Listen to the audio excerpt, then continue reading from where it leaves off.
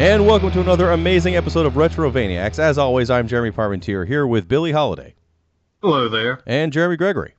Hey, guys. And in this episode, we're going to do a listener request and look at the Shadowrun games for the Super Nintendo and Genesis. But before we do that, every week we tell you what we've been playing. I'm going to just skip right to it and tell everybody, shockingly, that I've been playing Monster Hunter World.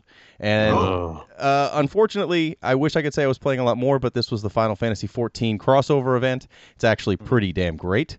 You get, if you can complete the missions, which there's two missions. One has a bunch of Final Fantasy flair, but it's not a very difficult mission, but it has Cactuar and it has Moogles and crystals. It's great. And you basically fight a giant version of one of the standard monsters that grabs a crystal, makes it grow and become difficult. Then after you beat that, then you get the mission to find and then fight the new fight, the Behemoth, which is essentially set up as a 4-player mandatory fight. It's not. You can probably get away with 3, possibly 2 good players. I have not seen anyone solo it, but doesn't mean you can't be. But yeah, once you finish that and you get to fight the Behemoth, then you get to earn a Behemoth outfit for your Poogie, and you get a Moogle outfit for your cat, and you get a whole new set of Dragoon armor and a special weapon if you want to make those things, as long as you want to farm that fight over and over again.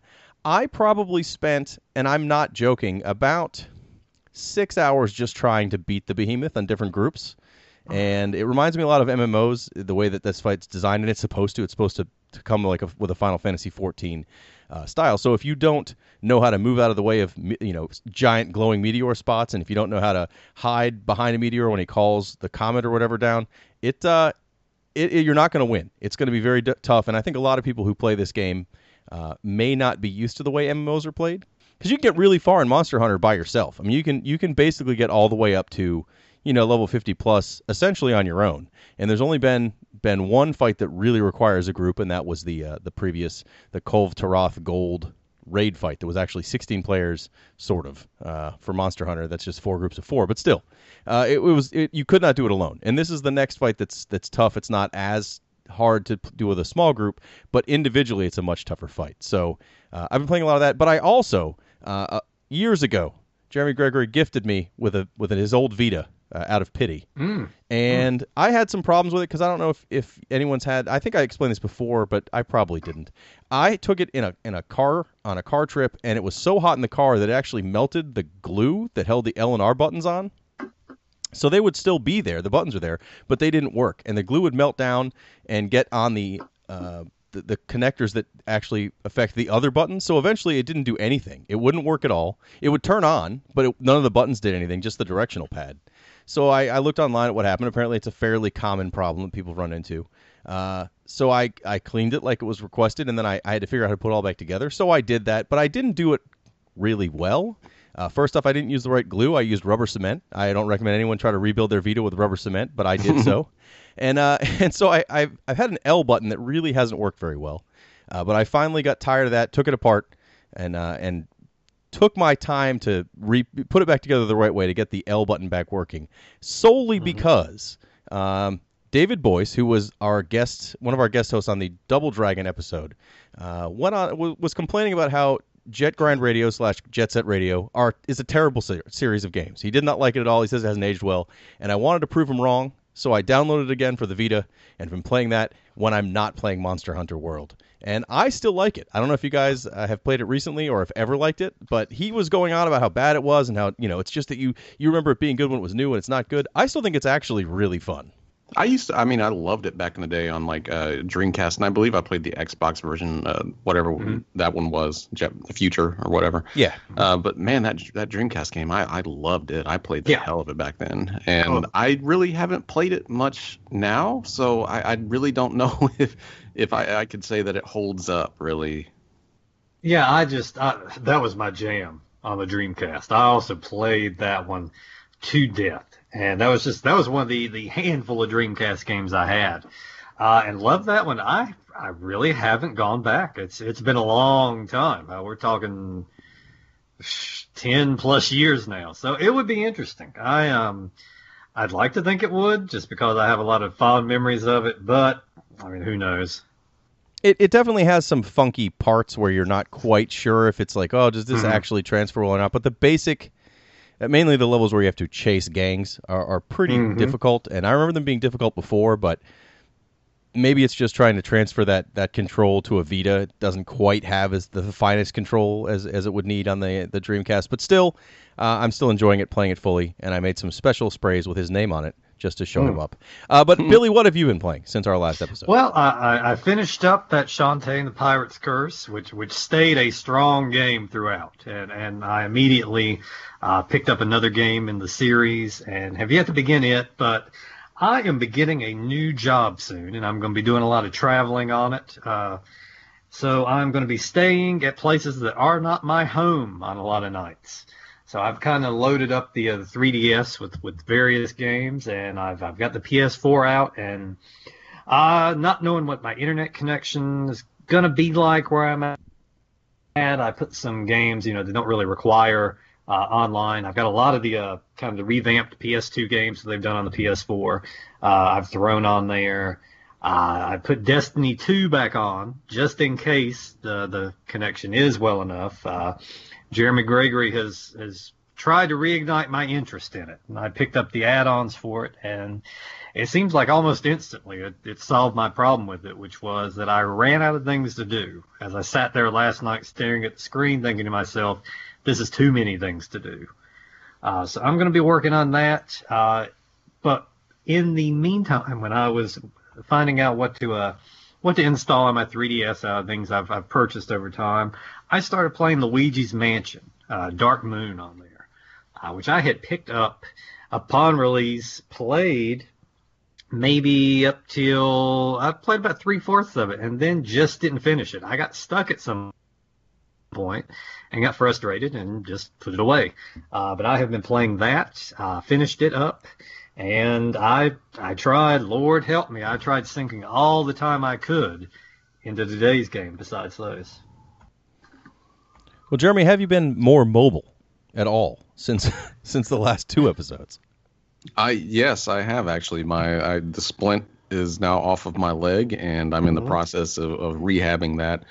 That's a whole process on its own, but I am at least up and a little bit more mobile as I try to build muscle back into a leg that has apparently lost all of the muscles and completely forgotten how to walk. So that's kind of what I've been doing mostly. But I did, I believe I mentioned I finished up Final Fantasy 15 in the last podcast, and I was going to start God of War. I did start God of War, and it's an amazing game. I'm sure everyone knows, it's totally worth playing. It's just really, really great. But one I'd actually like to talk about that just came out, my brother mentioned it to me, just kind of came out of kind of by surprise because I hadn't heard about this in like 5 years, was Chasm. Chasm came out last week on PSN. I believe it's actually out on Vita as well, if you want to know how long ago it started development. It was one of those games that was crowdfunded and has just been in a real hell to get out to the PS4 and Vita. I believe it might be on PC as well, but it had a lot of trouble getting there. There was an excellent post on the PlayStation blog from the developers that just kind of documented all the problems that they went through to get this game up there. And it was only, I think, like $17 with PlayStation Plus, so I grabbed it, and They just made Symphony of the Night. That game is just it is literally playing it, the gameplay itself, and controlling the character, and it is a Metroidvania, but the character literally is just Alucard. He controls exactly like that. So if you've played Symphony of the Night, you literally know how this game plays, and it's it's set up just like Symphony of the Night as well. Same inventory screens, same equipment, all this stuff. The one hook that it tries to do is it randomizes the entire dungeon or whatever every time you start, which there was a time when everyone was trying to randomize everything in video games for a while, but that was mostly for like roguelikes and things where it made sense. This game only randomizes everything when you start the game. Everything stays the same the whole way through it. But I guess if you wanted to start another game, then the whole map and everything like that would be completely random, different than what you played before. And I think that playing it is fun and everything is set up pretty well, but you definitely start to see that there are big chunks of these stages that you just start to see over and over again. And none of them are very big or very long or anything like that, but it just seems like maybe things would have been a little bit better if they would have just maybe focused on making a solid level that doesn't repeat on playthroughs, because I don't know about you guys, but I'm not the kind of person that goes back and plays something like this immediately after I start. Yeah. And, even if I did later on, I probably wouldn't remember half the game anyway, so it would still be pretty new to me. But doing this whole randomized thing, it just seems to kind of hurt it a little bit. But still, it's a really fun game. It looks great. The animation is pretty awesome. But it just kind of seems like a B-grade Symphony of the Night to me. And I'll take that any day because, if you listen to this podcast, I love Symphony of the Night. But this was, for the price and everything like that, and for the amount of time it's taken them to get this out there, I totally recommend playing it, because it's not just one of those games that totally failed and they just took everybody's money and ran. It's out there, it's cheap, and it's a great platformer. So give it a shot if you like Symphony of the Night games. I do, and maybe this will be the game that makes me stop playing Monster Hunter World, hopefully, for our next episode. I'm sure people are tired of hearing about it, and they're looking forward to this week's games, the Shadowrun games for both the Super Nintendo and the Genesis.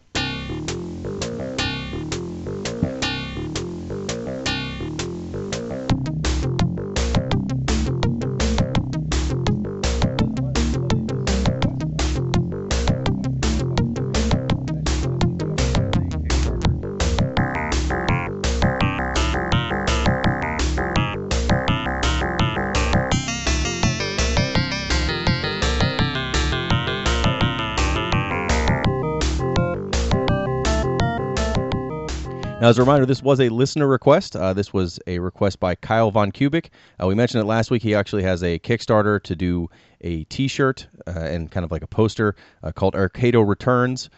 We've linked it a bunch. I highly recommend you at least check it out. I think the art is really cool. I've already put my money down on the shirt because I want one, so I'm going to push it more, because if he doesn't hit his number, he's not going to make the shirts, and then I will be naked. No one wants that. So hopefully everyone will check out his Kickstarter. And even if you don't buy a shirt, again, he does offer the prints, and I think the prints are pretty rad. I know exactly where I'm going to put them when I get those as well. So anyway, Shadowrun itself is based on a pen and paper role-playing game. Did either of you play the pen and paper role-playing game of Shadowrun, or honestly any pen and paper role-playing games? No. That was... I was born in 79, but I definitely... I really never got in. I was just kind of too young for a lot of that stuff, and by the time I was old enough to really get into it and understand it, I was firmly with electronic video games. I never really spent much time in that area of gaming. Yeah, and same here. I didn't really grow up with any friends really into it. I think it's one of those things you heard. I heard in passing at school, maybe a couple of kids that were into it, but for me, I started on video games and didn't stray from it. It's something that now I'm interested in, but of course now I don't think I really have the time to take on such an endeavor. It's something that I certainly think is interesting, but realistically I have never been into and probably won't be. Well, I wasted my entire life, not just on video games, but I've played plenty of pen and paper role playing games. I mean, Dungeons and Dragons was the staple, but the second game I ever bought manuals for was Shadowrun. It is, unlike Dungeons and Dragons, which everyone knows is just kind of standard fantasy. Shadowrun was cyberpunk, which at the time was, this unheard of, super cool thing that only a few movies and books had really that I'd read that dealt with any of it. But for a pen and paper game, it's like, oh man, I'm so tired of fighting dragons and just trying to find treasure chests and going to kingdoms. This will be totally different, and it is. The games we're going to talk about actually follow the background of Shadowrun really well. But what I found with Shadowrun is that all the things I really liked and really wanted to do with the pen and paper game didn't really sit well with playing with other people. I mean, those games aren't designed for you and one person to kind of run it. You're supposed to have 5 or 6 friends or whatever and try to get together groups and go on and do missions. And I never was able to successfully play Shadowrun in any way, past one night. Like we try to get together, we'd make characters, we'd play for 10 minutes and be like, oh, I don't understand. I don't get how to make this interesting. Like no one could ever run it well in my group. I'm sure many people did. It's a very popular role-playing game, or was for the time. And I bought plenty of other manuals that totally sat untouched and are probably still here somewhere in my house, despite that I've never really played Shadowrun. That said, I love the background. The background of Shadowrun, which both these games do follow, is, it's cyberpunk, so it's 50, 60 years in the future, depending on which version of the game you're playing. And essentially, at that time, the standard cyberpunk idea of that, corporations kind of run the world. Yes, there's governments, but corporations are big and rich enough, and they have their own militias. They definitely, have more influence on your daily life than any kind of government does, and most of those governments are fairly corrupt. In addition to that, to make it more interesting, magic has kind of appeared out of nowhere, and at the same time, normal people start kind of mutating fairly quickly into what you consider classic fantasy races, elves, dwarves, trolls. And so it makes it so that by the time you start the game, it explains why there are not just humans and why there's magic, and at the same time there's people running around with guns, and they have these computer hacker things that can go into what's called the Matrix, which is essentially the internet, but with a physical overlay. So everything looks like the Lawnmower Man. Yes. But again, this game came out in 1989, so the idea of an internet that's like this one now we have in 2018 was unheard of. So, the Matrix in this seems like, oh man, I get it. It's a computer network. But at the time, pretty incredible. So these two games came out. The first one was the Super Nintendo version. Came out in 1993. It's actually a totally different game from the Genesis. They both have the same license, but they weren't supposed to be made to be the same game at all. They were just two separate games by two separate companies with the Shadowrun name. Now, the Super Nintendo one was made by Beam Software, who made such amazing games as Back to the Future 2 and 3 and The Punisher for the Nintendo. They also made the game Nightshade, which I don't know if either of you have played Nightshade. It's kind of a mix of a point-and-click adventure and a Nintendo action game. It's a game that I would love to review as a video, but not as a podcast. I remember seeing this on the store shelf, the video store shelf for Super Nintendo. I don't think I ever saw it for the Genesis, but it was one of those games I would just kind of see and look at the back of the box, and it didn't really look that great from the back of the box. It looked very ugly. It's for the Super Nintendo version, it is just kind of looked like it had this weird isometric view, and I wasn't really into RPGs at that age anyway, so it was always that game that when nothing else was in, I'd just like, man, I could maybe try out Shadowrun finally, but I would just always go back and rent Turtles in Time or something like that. Yeah. And this is a game I don't recall encountering at any point growing up, and it's something I've seen the name. Before, and it's something I wouldn't play nowadays on my own accord. Hey, I'm looking for an old Genesis Super Nintendo game to play. This game instantly had an uphill battle with me because I am not a cyberpunk fan at all. I fucking don't even like watching Blade Runner. It's just something about it just doesn't work for me. There's some disconnect there. So when I saw this was theme for this one, I knew that I was going to have to put that prejudice aside and give it a shot. But yeah, this is one that I went in 100% blind on this one. I had, aside from knowing the source material, I had never played either of the games. We're going to talk more about the Genesis game afterwards, since it did come out a year later and is a totally different game. Not going to compare them and contrast them necessarily. We will towards the end, but I think it's better to talk about the Super Nintendo first and then the Genesis. I had seen both. I mean, I had worked at a game store that sold both of these things. So what I recall at the time is everybody that I knew, at least that played video games and even magazines and such, really said that the Super Nintendo one was the better of the two. And at the time, most games, I would say that was the truth. We've covered that on several episodes. But there are the rare occasion where the Genesis version is better. So I did want to play both, but I had no idea when we started this podcast recording that, or not recording, I'm trying again. We started playing the games for this podcast, that they're actually two completely different games. I mean, I know I mentioned that, but I need to stress it. They are not in any way, shape, or form the same game at all. The Super Nintendo game is more of a traditional character-based RPG. So you are one specific character, as opposed to kind of having any control over who you are necessarily. The Super Nintendo version, you wake up at the very beginning of the game in a morgue. All you have is a piece of paper that says Warehouse 8, and on the slab that you're found on, it says J. Armitage, and that's all you've got to know on who you are, what you're doing, why you're there. And from that point, you just kind of have to walk out and learn how to play this game. The manual's not very helpful.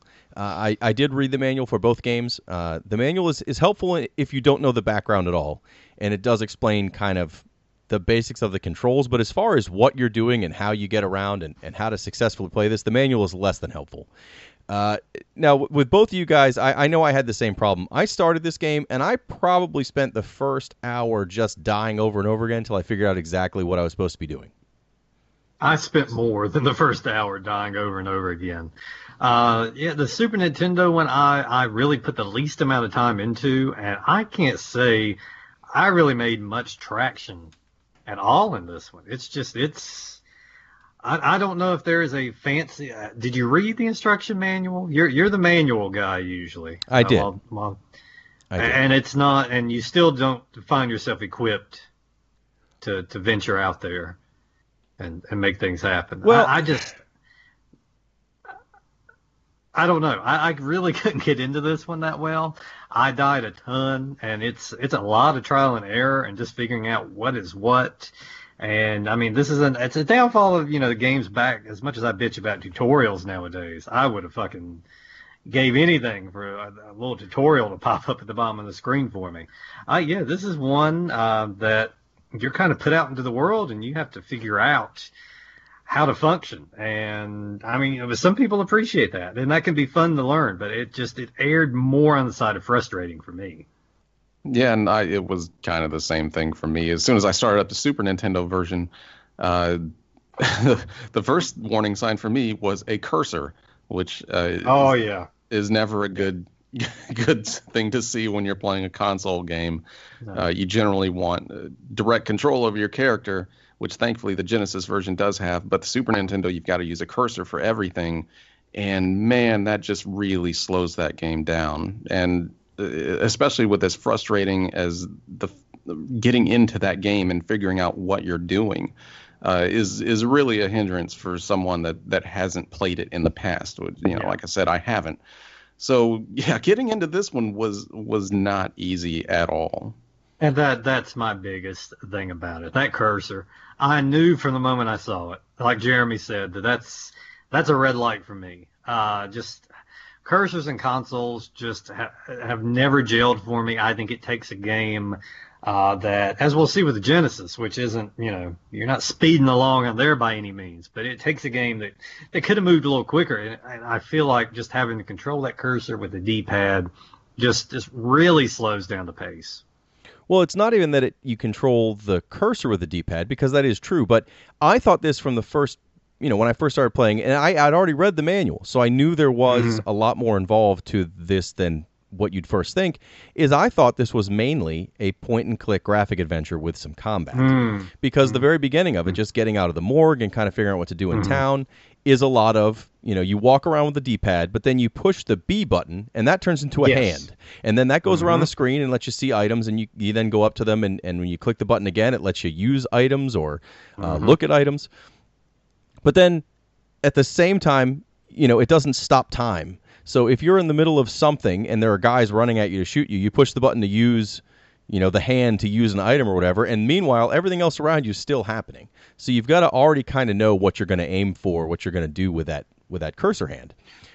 Later on, when you get a firearm, you use the A button, which causes, instead of a cursor to come up, it's a reticle that comes up, and that's what you use to fire it at things on the screen with the A button. And actually, magic is the same. When you get magic spells, you use the Y button, and that makes your magic come up, and it's like a magic cursor that does magic instead of shooting or using your item. So there are definitely times that not only was I not stopping time and therefore getting caught in combat or in a difficult situation, but I'd push the wrong one of those buttons. So I'd be trying to do a firefight, and all of a sudden my hand comes up, or I shoot magic at him, but I'm casting a heal spell on myself, which isn't helping me. It's just a lot. It was I think a difficult control scheme because they were trying to essentially create a PC control scheme, even though this was not a PC port. This was an original Super Nintendo game, and therefore it made it more difficult. But yeah, from the beginning, just to figure out what to do, I thought it was a point-and-click adventure game. You have to get out of the morgue. You have to talk to the guys in the morgue who freak out. You've got to find your old items. You've got to get out of there and find out where to go and what to do at all. And in the beginning, there's not much combat until all of a sudden you're walking down the street and just getting shot at for no reason. And especially early on, if you don't upgrade your character, you die in 2-3 hits, and then that's it. You can save the game when you go sleep in a bed, which also was not explained very well in the manual. I don't know if you guys figured out how to really save or if you guys are playing on non-traditional means, but to actually save in the Super Nintendo Shadowrun, you have to find a bed that you can sleep in, which not every bed you can sleep in, and that will give you the option to level up and save. No, I was actually playing on emulator, so it was save states all the way for me. Oh, yeah. Yeah. Yeah, there were times on this, I've loaded this, my friend loaded on his classic, and so there were times, even though there are save states there, it's not as easy as a PC to just push a button. So I was using the actual saves, why not? And I would lose a half an hour of time because I couldn't find the next place to save after getting so far. How far did you guys get in the Super Nintendo version of this, if at all? Did you leave the first major area? No. This is just going to tell you how much I played the Super NES game. And the Genesis version, I got a little bit further. But the Super NES game, I did not get very far at all. Like, for one, I just didn't enjoy the way it played with the cursor. And just the whole feel of it. It really just put me off to the point where I just wanted to play it enough to get an idea how different this is from the Genesis version, since that was the one I decided to put the most time in. So I really wasn't having a good enough time with it to really want to put any more time with it. Yeah, and same for me. I originally started with the idea of putting even amount of time into both of them. But I know we were kind of leaning towards a little more coverage of the Genesis version. So I tried playing. I played enough to formulate an opinion in the Super Nintendo version, and I can't say it's a good or bad game. It's not for me. The cursor just takes me out of it. I found it to just be a slog to get through that one, and we'll talk about it later on. There's basically like another half of this game that takes place in an area called the Matrix that on the Super Nintendo version is lacking. Well, the Matrix, we can compare those later. In the Super Nintendo version, the Matrix is a means to progress the story. And or a way to get some extra money. Money in both games is rather difficult to come to, but in the Super Nintendo game, it's incredibly hard to obtain. In the first area, so the area you start in where you wake up in the morgue, it's a little part of the city. Both these games take place in an area around Seattle. That's where the entire Shadowrun universe more or less is. And after you get out of the morgue, the other places you can find in that first city area is a bar, a club, a morgue, a series of apartment buildings, kind of an office building, and then a monorail that you can't use yet. It says it's out of order. Even though you can see the cars going in and out of it, it won't let you open the door. It says it's out of order. And in order to use that monorail and get out of the first area of the game, and I'd say if you had to break the game up into 8 sections, this first section is just this city. And to get to section 2, you need to do these steps, as a story progression, but also a very adventure gamey kind of thing. So you wake up, you figure out who you are and what happened, and essentially you were on a run. Shadowrunners in general do jobs for these giant corporations or for gangs or whoever. You do errands they don't want to do. Either it's just delivering narcotics or whatever from one place to another. It's breaking into buildings and stealing things and bringing them back. It's, in some cases, escorting people through dangerous areas or using that matrix to do some high-end hacking. But it's all, basically, you're kind of guns for hire. So you figure out you had a job, it went horribly wrong, you were somehow betrayed, and you were killed.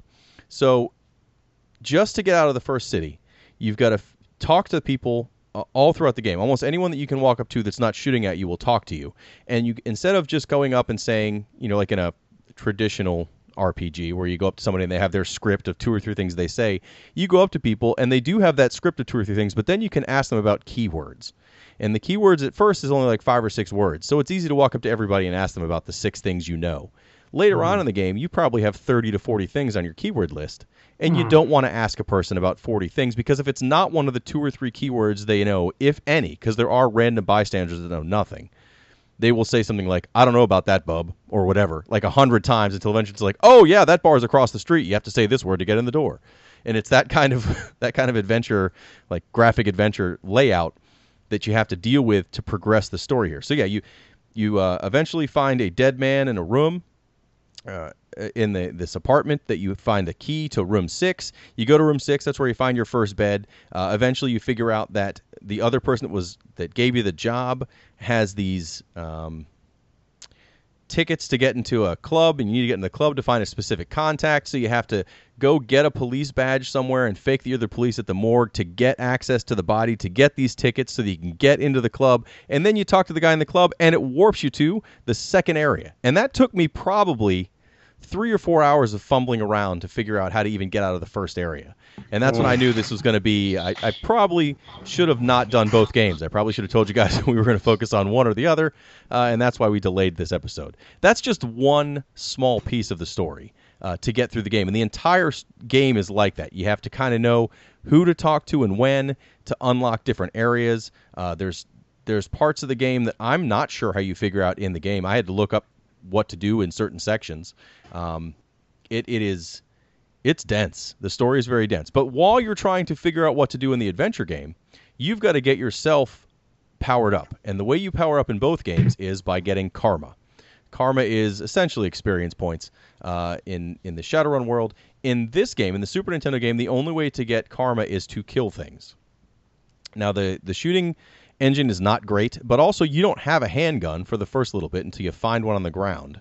So you get a handgun, you can probably shoot someone 2 or 3 times. If they shoot you 2 or 3 times, you're dead. And again, you're out. Once you're dead, if it goes back to your last save, or if you haven't found that bed yet, then to the very beginning of the game.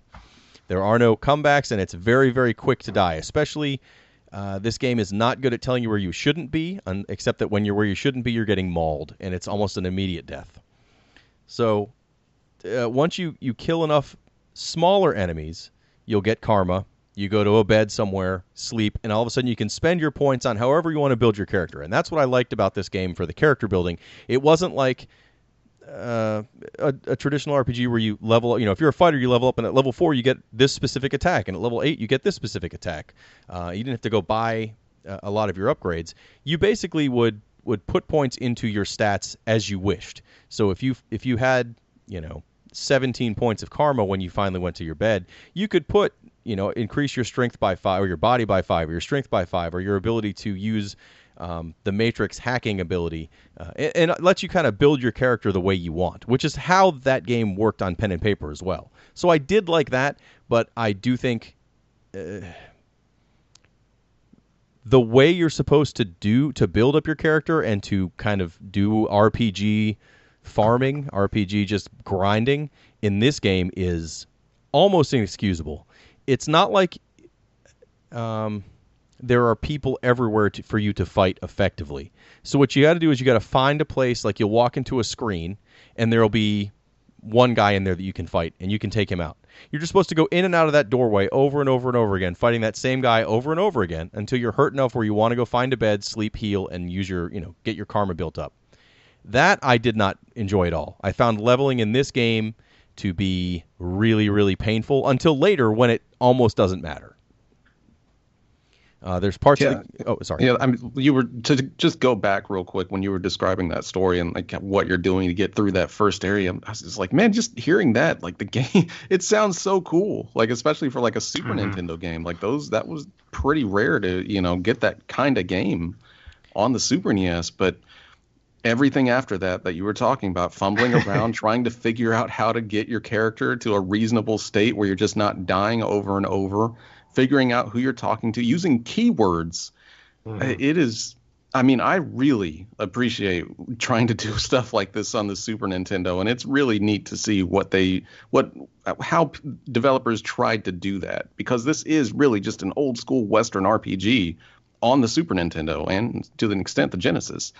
But more so on the Super NES because they, like you said, they literally tried to just make a PC game work on the Super Nintendo. And a lot of this stuff, it just doesn't really work that well, especially like building your character up and things like that.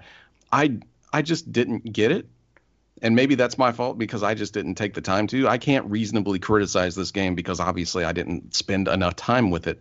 But I just totally had that feeling of I don't know what I'm doing for the most part of this. And I totally remember playing those old Western RPGs on PC back in the day with that same exact feeling.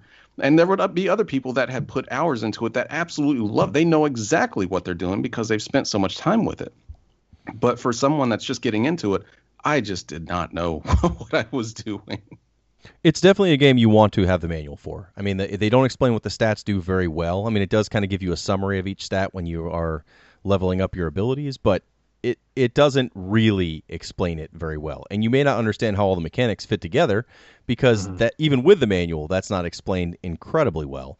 One of the cool things in this game, and actually Genesis 1 too, is you'll find other Shadowrunners in bars or around the city, and you can hire them. So you'll go up to someone and they're like, along with the keywords, you can talk about hiring. And they'll say, sure, I'll work for you for a little bit for, 1,000 Nuyen, which is their money.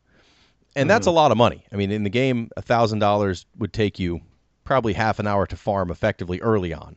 And you're like, sure, I'll go ahead and hire you. And all of a sudden, you'll have this guy with you who is a marksman, a master marksman, just destroying the enemies that are near you that you can fight slowly pretty quickly. That said, very quickly, if you go to the wrong place or if you do take an underpowered Shadowrunner friend to a higher area, they die almost immediately. You're out that money. They will come back. You can hire them again, I suppose, but you've lost that money, and there's no way to get it back.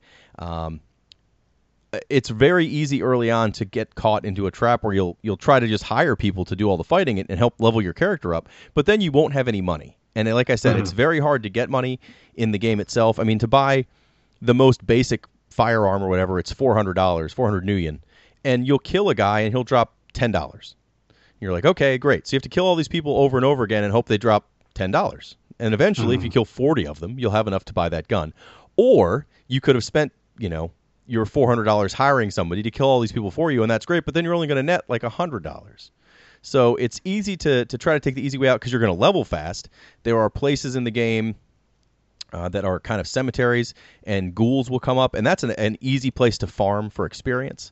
But the downside is every time a ghoul dies, it gets tougher, so you can't farm there too well. And if you have to go back there for the story, you may have just filled it with super zombies just to get a few points of experience. So yeah, that was just the first area. So far, we've only talked about the first area, and I don't want to get into the story of either of these games too much because I actually think the stories are interesting, and giving away too much, even though I don't want to give out spoiler warnings, but I do think if anyone's interested in playing these games and has only played one and liked the setting, the other is definitely worth playing, but not to give away any of the story. To just kind of summarize both games and then kind of to compare and contrast them. So the Super Nintendo game, like we said, it is your one specific character. You don't have any control over who you are necessarily. It is a 3/4 isometric view, so that kind of diagonal downward angle where you walk diagonally. The streets are diagonal, and it's, you use keywords to talk to people. It's definitely reminds me of an older PC RPG with some adventure trappings to it. The Genesis game came out in 1994, so a year later. It's by Blue Sky Software, who made the Genesis Jurassic Park that we've had a video on, and later on Vector Man. So games we've talked about, games we've all played. These games are nothing like that, but at least it's another developer that made some things we would know. It's a totally, it's got the same background as far as the universe, but unlike the Super Nintendo version, you get to pick at the very beginning, what kind of character you're going to start as, either a street samurai, which is kind of a combat fighter, a decker, which is using the matrix and having the ability to go into that cyber area that we didn't really get too much into in the Super Nintendo game, and a shaman, which is their magic users, which are basically Indian wizards, I guess the best way to put it. And that game is completely different gameplay wise. It is a top down game instead of that 3/4 isometric view. You don't have any of the adventure point and click bits to it. You do talk to a lot of people to figure out where to go, but in this game is much more of what I consider to be a standard console adventure storytelling, where once you know the right piece of information, you talk to somebody and they say something different. Where when you first go to them, they might say, like, I don't know who you are, stop talking to me. But once you learn, like, oh, that person is the last person who saw my brother alive, and you go there and say, don't you know my brother? And all of a sudden they're like, oh yeah, hey, what's going on? And they progress the story that way. So it does the same thing the Super Nintendo one does, where you have to pay attention and know who to talk to and what to say, but you don't have to then go there and actually say it. You just have to know that's who you need to talk to and why, and then it opens up the next piece of the story. I did appreciate that much more. The keywords in the Super Nintendo game were a little ridiculous. Yeah. And to get to what you said at the beginning, this one you do pick from your character at the beginning. I always have trouble because I feel like I'm going to make a decision that really is going to fuck me up for the entirety of the walkthrough. So I kind of got online and just saw if there were, which character kind of leans which way. And it's almost unanimous. You start off with the Decker on there. I guess for the Matrix access alone. And a lot of people lean towards the Shaman, while he does have the magic and whatnot. I guess is not a very strong Matrix user, if at all, which kind of, I can't see any, and we'll talk about it as we go on, I can't see any other way of progressing in this game in terms of making, the currency of the game and karma and whatnot than jumping into that Matrix. I found it to be a big part of this, if you wanted to level up or really get anywhere as far as making money. So it would be hard for me to picture the game without the Matrix being a part of it, if you played as the Shaman. This one definitely started off a little bit more what I was expecting a console RPG to be like. Mm-hmm. Because this, whenever you do start, after you select your classes and everything like that, you are actually in control of your character on the Genesis one. That's a good start, right? No cursor or anything like that. You have direct control of your character. This one looks a lot different. It's top down. This one, it's not the kind of diagonal view that the Super NES was. Still, everything's kind of very close as well. I believe I heard you guys refer to it as a meaty game. It kind of has that look to it. Just a really dirty Genesis looking game. Everything's very meaty looking. I actually enjoy the look of it. I think it's one of the times like the limitations of the Genesis actually come through. Because it just has, and even the sound, the Genesis, it's trying like shit to sound good, but that's always been a struggle for Genesis. But I think that shitty music, it works for this game. It does actually. It adds something to it. It's one of the few times I will say that the Genesis,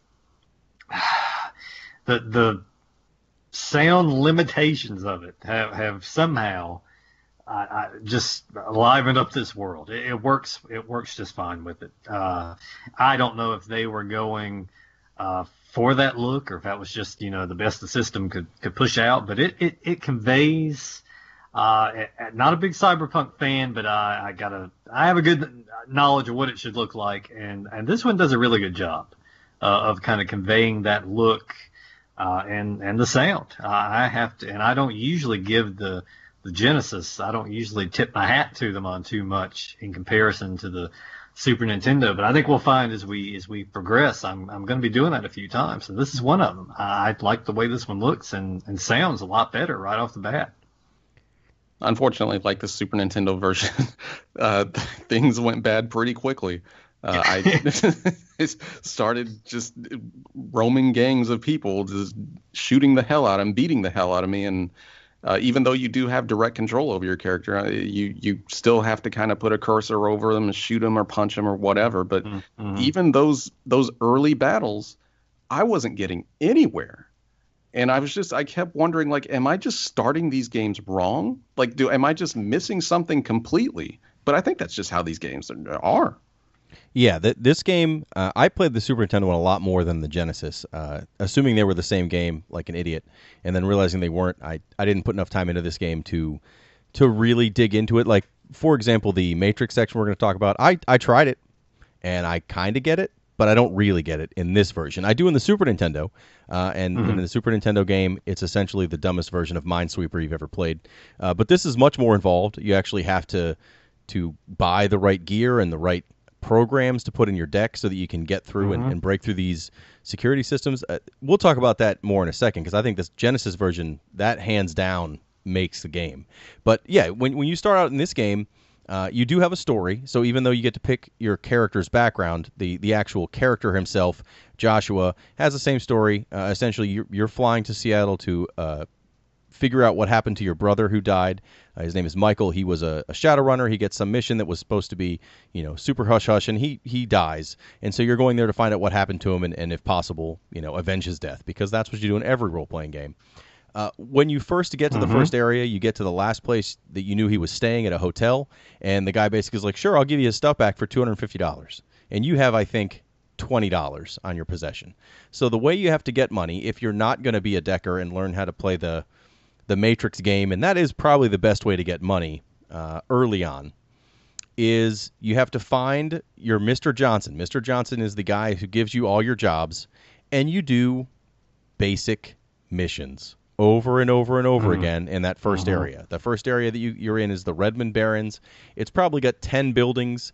And yes, as Jeremy said, while you're doing these missions, which are most of the time, you'll go to him and he's like, hey, here's a mission I have for you for $35 if you go to, this atomic plant and get a package and take it to the correctional facility, which is, 4 buildings over. I'll give you $25. Okay, great. So you go there and you do these missions over and over again to get your $250. It probably takes 7 or 8 of these missions, which at first I was fine with because it's also teaching you the map while you do these little missions. The thing I didn't like is those random gangs, unless you play as a street samurai where you get to start with a stronger body stat so you can take more damage and a better ability to use your firearm, I found that I just died a whole bunch. And when you die, you get some of your money taken away and you end up at a store nearby. And that's great, but still, if you only get $25 for one of these missions and then you lose $30 when you die, and you die each time, it's going to take forever to earn that money. So at first I did start with a decker and died a bunch of times. I was like, okay, I'm going to come back and just start with a street samurai because I know that's a stronger class. I'll be able to do this basic combat. And truthfully, it doesn't matter to a point what you pick because all characters can kind of do a little bit of everything. The exception is magic. You can only really use magic if you start as a magic user because if you have any other cybernetic emplacements, like to do the decking or for what the street samurai can get, kind of claws and stuff that come out of their hands, you lose your ability to handle magic. It's the counterbalance in their world is you lose some of your humanity and therefore you can't do magic, whatever. So generally, if you want to deck and finish the game, you can go either way. But if you want to be a street samurai, you're probably not going to do magic. If you want to do magic, you're not going to have a good hand-to-hand ability. So I chose to go street samurai to do these missions. Then I was able to take out some of these gang members in this first area. And then, run 8 or 9 missions. You get the $250. You then bring that money back to the hotel, and the guy's like, yeah, great, here's your brother's stuff. And in that pile of stuff is 500 more credits. So it's kind of like, oh, haha, look at me. But you get that money. And from there, you also get the first clues to what to do. The game is actually nice enough that when you hit the start button, you come to your inventory screen and like a notebook that kind of gives you some tips. And one of the things in the notebook, it says like important clues or something like that. And it shows you the things you need to progress the story. It gives you pages of, here's a picture of this woman. Her name is this. She's at this bar according to the note. And then there will be a couple other things to kind of find out. And as you go to those places and talk to those people, it changes what those story pieces are, which I really liked. I thought that made it very simple to follow the story, even though every step involved, because I didn't have the ability to go into the Matrix and earn much money, doing a shit ton of those silly missions. And I just today played far enough in this game to get to a more consistent and better paying Mr. Johnson, who gives you tougher missions, but they're way tougher. Like the first round of missions are escorts from one building to another, or it's take a package from here to there, but you basically just go to the door of each building and you get the thing you need or the person you need and walk to the next building. And as long as you don't get attacked and die on the way, you're good to go to get your $45 or whatever. So the later missions, it's like, oh, I'll give you $700 to do these other missions, but it's like go to the building and then you have to break in and fight security and figure out where this package is that was stolen and then sneak it back out and dodge gangs all the way to the drop-off point, which is in sometimes a different area of the map. This game is much larger than the Super Nintendo game. The Super Nintendo game was really only 3 city areas and then some buildings with some maps inside of them and not an optional, but another straight combat area on a boat that's fairly big. This game has 7 map areas that you can see, and you can go to any of them except for the Indian lands, because the Indian lands require a passport that you have to buy later. But you can just go to your map. We go to a vid screen to hire a cab, and he'll take you to any of those areas. So the later missions involve not only having to fight your way to get the item or the person or whatever it is you're doing, but then you also need to get a cab, take it all the way to this other place, which costs a good amount of money as well. So by the time I figured out how much things were costing me between bullets that I had to buy, because you don't have a whole lot of ammo, you have to buy it bullet by bullet or clip by clip, and pay for the cab and sometimes hire a person to help me with the job, it's like I'm netting $45 again. So even though I'm getting more, I'm netting $40 to $50, and I need to earn $2,000 or whatever for the next phase of this mission. It's a very, very slow game when you don't play the Matrix, and I probably should have done that instead. And on the other hand, it's a double-edged thing, because I found that I spent a lot of time in the Matrix on here, and you would think that means I could tell you a lot about it. I can give you some basics, but I still was button pressing for a lot of it. I finally broke down. I tried to do all this without looking up. I finally looked up online, and there are some extensive guides to it. And I kind of didn't. I just kind of glossed over what some of the programs are. The things you buy are programs, and that kind of, and you build a deck to go into the Matrix with. And the programs they're either defensive or they're an attack or something else to help you go from node to node. And unlocking things from a node kind of takes place like an attack, and you look like a fucking Silver Surfer or T-1000, or I think the Lawnmower Man you dropped earlier, which, by the way, if we ever do PC games, I'm putting in Lawnmower Man PC for that one. Ooh, sorry. And you have these, and there are some programs, I think Deception is one of them, I believe it is, that if you run successfully, you can skip having a back and forth attack where you might take damage, and at the end you go through and you decide to unjack from the Matrix. You're rewarded for the nodes you went through, the information you collected and whatnot. You're rewarded with you can make a pretty good amount on there, and I found out pretty early on that that's something you just have to do. Kind of like real life, and that you're not going to get too far, not unless you're making a little bit of money along the way. And so I dedicated a lot of time to that, and I found just to progress through, I had to spend way too much time in there, and I felt like I wasn't really advancing the story at all. So I got bored real quick because I felt like I was either in the Matrix grinding through, but not really getting anywhere as far as the story goes or anything like that, and it's very repetitive. Or I was back, playing in the, supposed real world and just not getting anywhere because I lack the upgrades or the, the money or the karma and whatnot. So I don't know. You can either get in that Matrix and grind through and get some nicer stuff, or you can kind of just try to go at it and progress the story and die a ton. And both options were not appealing to me. And I tried both. And I think it led to a lot of frustration while I was playing through. Well, you've got, the Matrix being in that game is kind of crazy on its own because it's almost like its own thing, completely own part of the game that has nothing else to do with the way anything else looks or plays in that game. Yeah. Thankfully, it is there if you want a distraction from doing the actual shadow runs and doing, those get kind of old too. This is a very grind heavy game. And so it's either, okay, I'm going to do a shadow run or I'm going to jack into the Matrix. And I mean, those are really your two options for progressing the amount of money that you make in this game and how you build your character.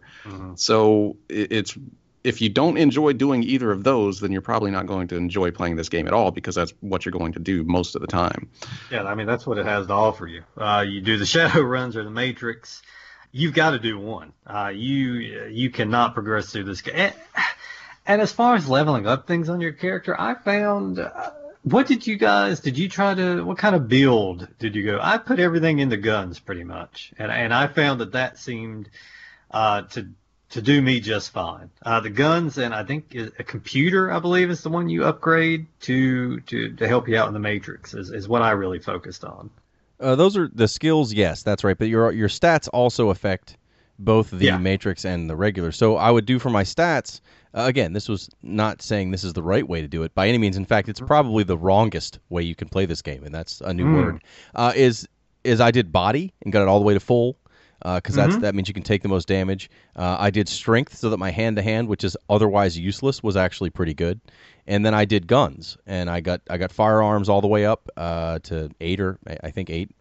And then I started leveling up pistols specifically, and I'm sure that's wrong. I'm sure that's the wrong way to do it. But I was at least living, and I'm able to go through that first area and run missions all day long. But you're only getting $40 to $50 a pop. You can increase the amount of by your negotiation stat will help increase that. It's kind of a randomizer on what you get paid. So it'll be like, it's $30, and it says like you've negotiated to $60 or whatever. So it gives you a little more. But as soon as you find the higher Mr. Johnsons that give you more money, those are the missions you're supposed to be doing. I mean, I found the one that was offering me like 2,000, 3,000 new yen per run, but it was stuff that I couldn't do. It was like, go to this. I thought it was just go to this building and get a package. And I was like, for 3,000, this is great. I'm going to go do that. And I went there, and all of a sudden I had like 10 security guards on me. I just got smoked. I didn't even get a chance to see what happened. It was bad. And now, how far did you have to upgrade the hand-to-hand before it was actually effective? Because I could not get anywhere with that. Of course, I didn't really focus on upgrading it all, but I just did guns. I just did the pistol. But yeah, the hand-to-hand, I never tried out. Did you have to upgrade that pretty far before it was even worth anything? I didn't bother with the Decker. When I started the game, I didn't use it at all. When I switched to a Street Samurai, you start with hand claws. So you do a little more damage, but it didn't hit very often. I felt like I was just sitting there mashing the button until eventually one of us would get hit, but most of the time it was them. But it still took a lot longer. The pistols were much faster, and I bought an upgraded pistol and did a lot more damage, but I was just going through bullets. Eventually what you're supposed to do, and I didn't know this, is you find the gang hideout for each area, and you find that gang boss, and you either... you can pay them, or I think if your reputation gets high enough, you can convince them to stop attacking you. and that'll help stop those random fights in those areas, but that doesn't stop it everywhere. There are some places where they send people after you, and there's no way to avoid it.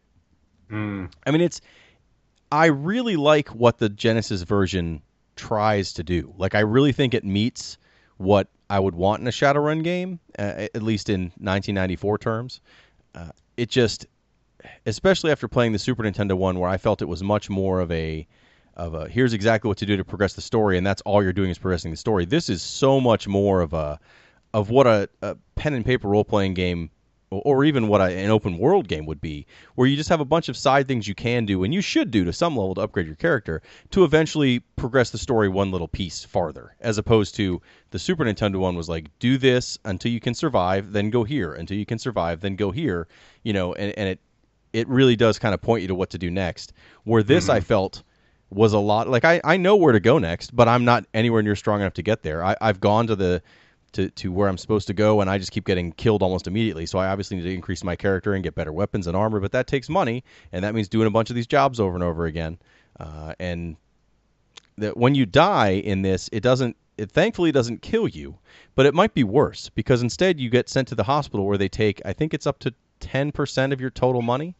And if you're trying to earn a lot of money, if you need $2,000 or whatever, and you have almost 2,000, and then you lose 200 each time you die, it's just a huge step back if what's killing you is something you can't avoid. And I think that's more of a progression in this game, is money is a bigger factor in your progression as opposed to your stats.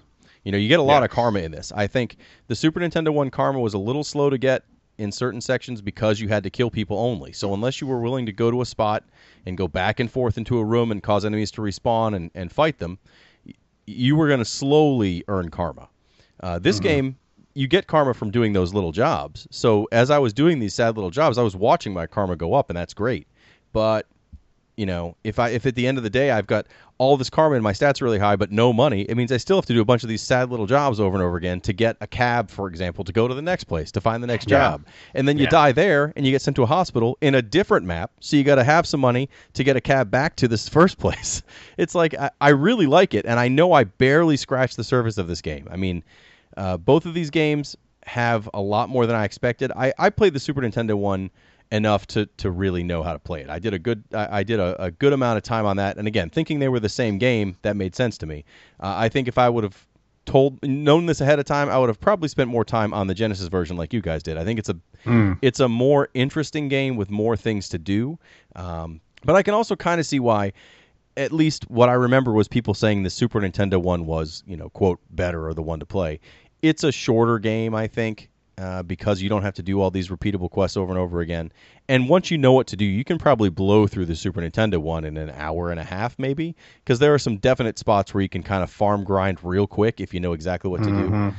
The Genesis one seemed to have a lot more of I guess, again, maybe decking is a much easier way to earn a lot of money fast, but what I saw on the speed runs I watched of this is they'd hire one of the other Shadowrunners in the Genesis version, and then they'd immediately take the Shadowrunner to the store, sell all their items, and get like $2,000, and then use that to do a bunch of stuff real quick. And then the guy would just leave, and who cares, right? Who cares if he dies real quick? You just made $2,000 from hiring him for $100. I don't think that's supposed to be how you play the game, but it's a neat strategy. It comes across as like one of those games like you can just totally break it, and the game doesn't care. You find some weird way through it, like any good old Western RPG or PC RPG. That was kind of the way you got through a lot of those. Yeah, in this one, whatever method you find for farming that works best for you, I say go with it. Myself, I think this is one I'm probably going to continue to play, because I feel like, I put a lot of hours into it, but I feel like I barely got anywhere. I feel there's a lot left there, and I spent so much time in the damn Matrix, so much time. I got to tell you about the biggest heartbreak you can experience in this game, as far as I know, in the Genesis version. In the Matrix, there are when you're in there, certain nodes will have a program or enemy called a tar pit, which looks like just a glass ball full of a brown liquid, and losing to those will not kill you, but will sap one of your programs, get rid of it altogether. That fancy program that you grinded to save up all that money for to purchase and build up, can just be gone just like that. And I mean, we're talking. This was the one experience I had where a program that I had saved and scrimped for and spent time in the Matrix and doing fucking walking from this store to the other on escorts and whatnot. I had purchased and had for all of about 5 minutes before it was gone, and all the work along with it. And I'm not going to say what I was playing this, but I did not have a save convenient enough to go back. So yeah, that was just this game is just. I can see there's a big audience for it. I can see a lot of people that would like this kind of game.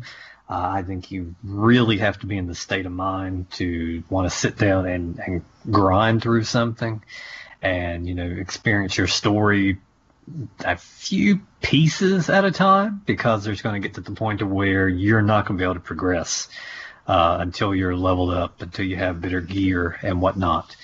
But yeah, for me, the Super Nintendo one definitely, the cursors and whatnot just took me right out of it. And the Genesis, I don't know, maybe it's just me. Maybe I'm not playing it correctly.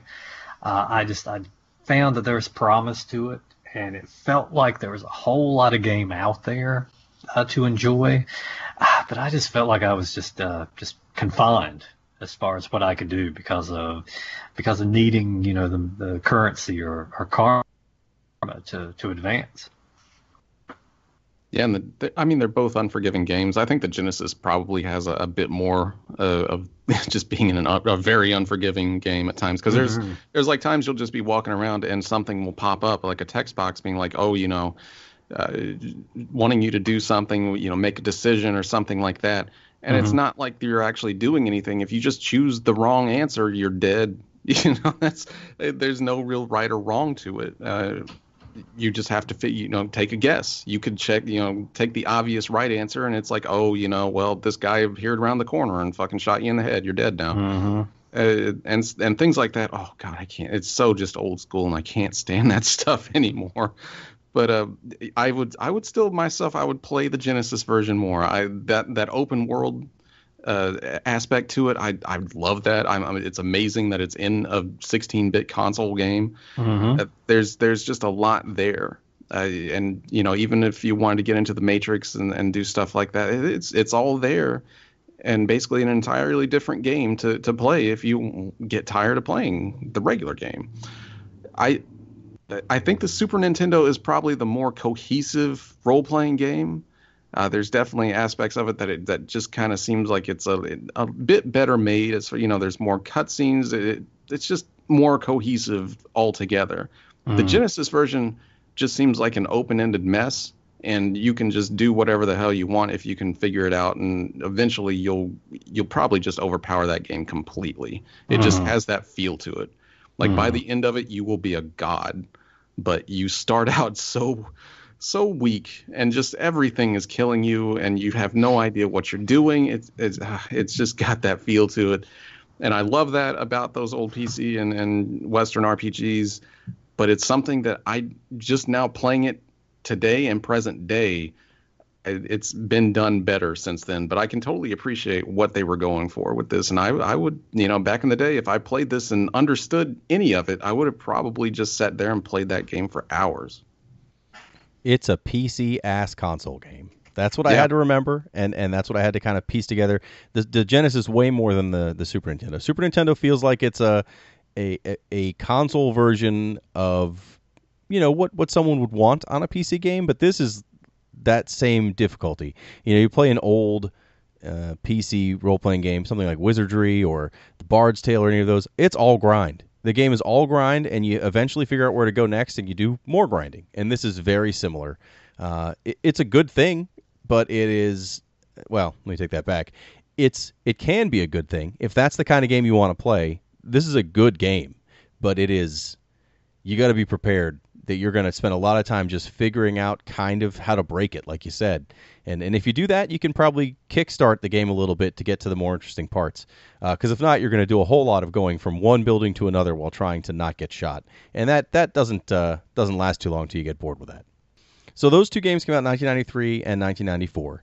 And then there was a Sega CD version in 1996 that came out that was only in Japan. I have no idea anything about it. It looks extremely anime based on the cover. That said, didn't come out here, so we're not going to discuss it more. And then nothing until 2007 when the Shadowrun Xbox 360/PC game came out that is a first-person shooter. Yeah, I played this one. This is when you mentioned Shadowrun last episode. I spoke up, not knowing that what I played was nothing like these games. I have to say, having played these, I see absolutely none of it in the 360 version.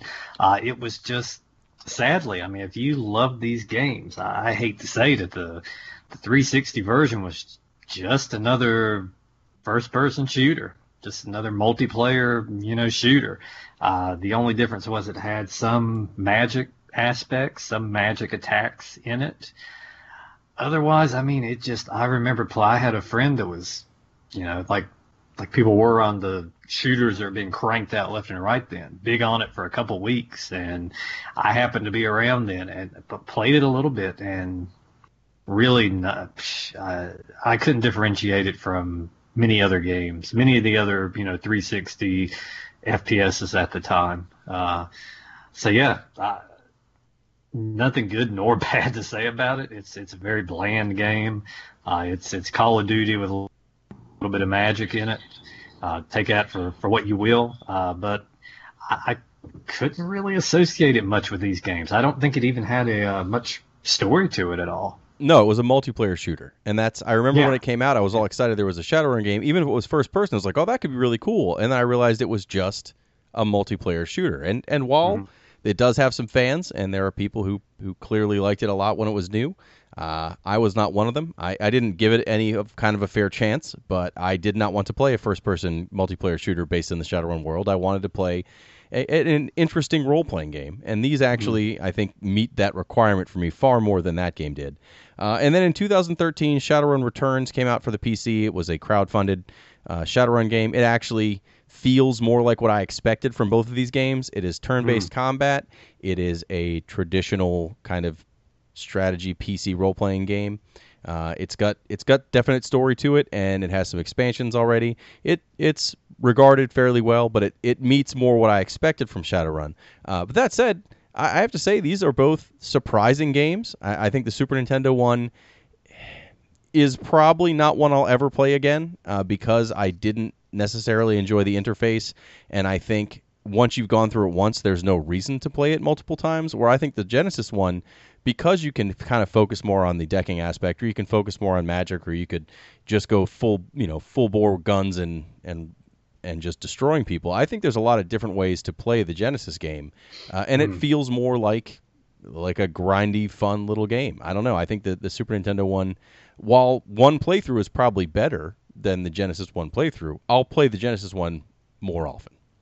Yeah, the Super Nintendo one I consider myself done with. I'm just not going to be able to get into that control scheme, the interface they have. I just can't do it. But like I said with the Genesis one, I am going to continue on this one. I may start over again and kind of do a different build as I go through.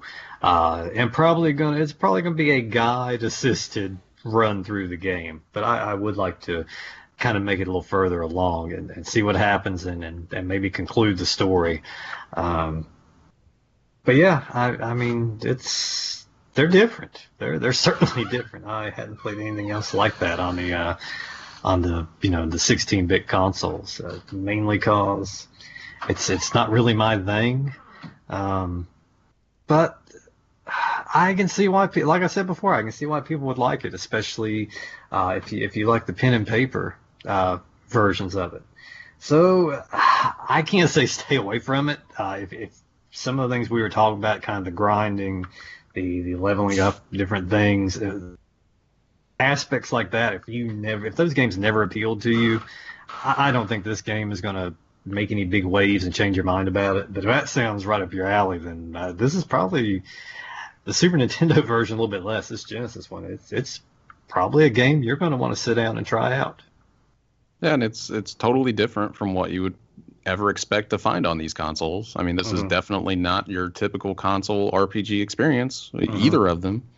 For me, obviously, like I said, the Genesis version is my pick. The Super NES version, I'm sure there's a lot of fans out there. And like just doing research for this, there are a lot of people that think the Super NES version is 1,000 times better than the Genesis version. Yeah, they have divided into definite camps when it comes to this game. I noticed when I later on when I went through to I was learning trying to get the Matrix down and going through. There's a lot of people shitting on the Super Nintendo version of the Matrix, and a lot of people coming to the defense of that.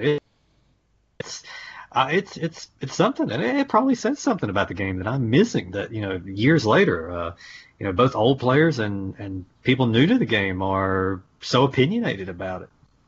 Yeah, it's there's like this weird group of people still to this day, Super NES or Genesis for Shadowrun, and dropping into that little world for a second was really strange. But it like you said, it's fun that people still are that passionate about this game, and it shows that it was something that was pretty special for the people that really did get into it back in the day. And for how it's aged, it's not aged well. Neither game is something that a fan of that's just kind of getting into retro games now. I wouldn't just like, yeah, go play Shadowrun if you want to play the best of the best. It's definitely one of those things that you kind of had to be there when it came out and really appreciate what it was at the time, because now it just kind of, both of them just seem like a mess. But yeah, I mean, it's great to finally play it. I'm glad we played them, and they're definitely relics and just something that's really fun to kind of play and see how developers tried with RPGs that didn't quite work on these consoles. So I really enjoyed that, and just there's some neat stuff here. But overall, I probably wouldn't go back to these anytime soon. Well, regardless of if you are one of those people that would swear by the Super Nintendo or the Genesis version, the good news is you probably don't like us anymore. So we've done our job.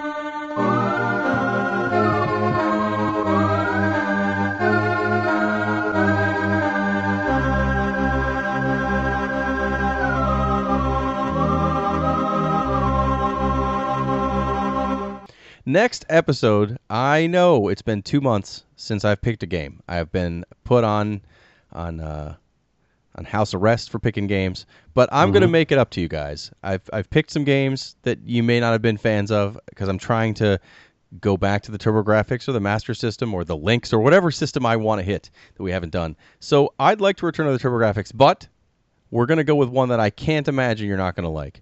I'd like to cover the original Bonk's Adventure as the next game. I think maybe you're hedging your bets this time on the TurboGrafx. I played Bonk was one of the few games I remember standing at Toys R Us for the the TurboGrafx display they had there and playing through first level of Bonk and really enjoying it. And it was, if you already have Mario at home, it seemed like a lot of the same, but a lot different at the same time. And I have gone on over the years to play through Bonk and one of its sequels, and yeah, it's a game that I really didn't mind at the time, but a lot of years have passed, so I'm looking forward to playing it again and kind of seeing if my opinion has changed or if I still feel the same way about it. So again, I want to thank our listener who requested us play these Shadowrun games. We are not mad at you. Thank you, Kyle. And again, please check out his Kickstarter, Arkado Returns, Arkado spelled ARKADO. And again, we'll have links on our websites and on our website. Let me try again. We'll have links on our Facebook page and Twitter and everywhere else we are found at retrovania.net. So we'll see you in 2 weeks with Bonk's Adventure. And we'll see you next time. That didn't make any sense.